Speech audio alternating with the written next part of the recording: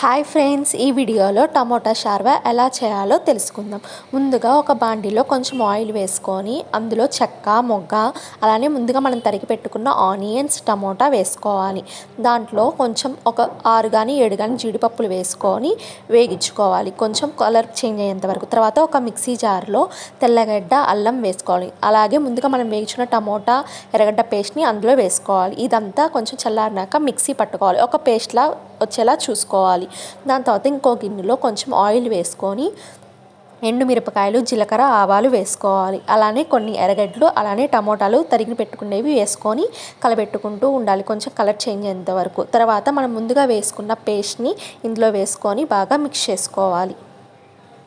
టమోటాలో ఉన్న పచ్చిదనం అంతా పోయేంత వరకు వేగించుకుంటూ ఉండాలి. కనీసం ఒక 4 to 5 minutes టైం అయితే పడుతుంది. స్లో మంట మీద పెట్టుకొని వేసుకోవాలి. తర్వాత కొంచెం పుదీనా అలానే తగినంత ఉప్పు, తర్వాత పసుపు, తర్వాత కొంచెం కారం వేసుకోవాలి.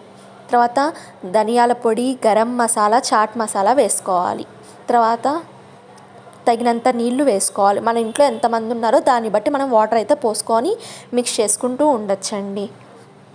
చూడండి, నేను చూపిస్తున్న విధంగా చూసుకోండి. తర్వాత ఇందులో కొంచెం కొత్తిమీర కొంచెం వేసుకోవాలి. తర్వాత కొంచెం సేపు మగ్గనివ్వాలి. ఆ నీళ్ళన్నీ కొంచెం మగ్గిన తర్వాత కసూరి మేతిని కొంచెం క్రంచ్ చేసి అందులో వేసుకోవాలి, టేస్ట్ కోసం అండి. తర్వాత ఇలా కలపెట్టుకుంటూ ఉండాలి కొంచెం ఉడికేంత వరకు. ఈ టమోటా షర్వా రెడీ అయిపోయింది. ఇలా చేసుకుంటే చాలా బాగుంటుంది. నా దగ్గర అయితే కాయిన్ పరోటా అయితే నేను తెచ్చాను స్మార్ట్ బజార్లో నుంచి. సో నేను దీంట్లోకి అయితే టమోటా షర్వాని యూజ్ చేసుకొని తినాలనుకుంటున్నాను. సో నేనైతే పరోటాలు అయితే చేసేసాను. ఈ విధంగా వచ్చినాయి. 10 పరోటాస్ అయితే వచ్చినాయి అండి, చిన్న చిన్నవి.